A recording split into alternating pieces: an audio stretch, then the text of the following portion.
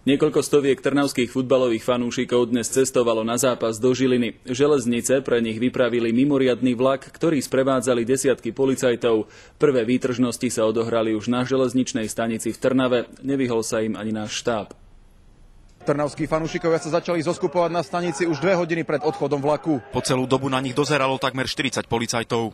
Sú to príslušníci poriadkovej služby samozrejme, no a potom tzv. Taškohodenci. Väčšina Trnavčanov zjavne pod vplyvom alkoholu dávala svoje emócie jasne najavo. Remizu by sme brali, ale výhru ešte viac. Na západe hovadu! 0-2!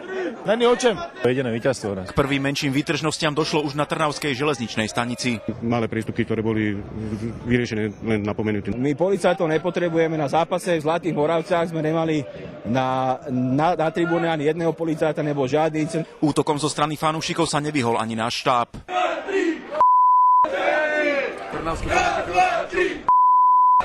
Fanúšikovia sú pokojní, úplne v pohode. Mimoriadny vlak odišiel do Žiliny krátko pred 12:30. Trnavčanové vo vlaku sprevádzali policajti. René Medzihradský, TA3.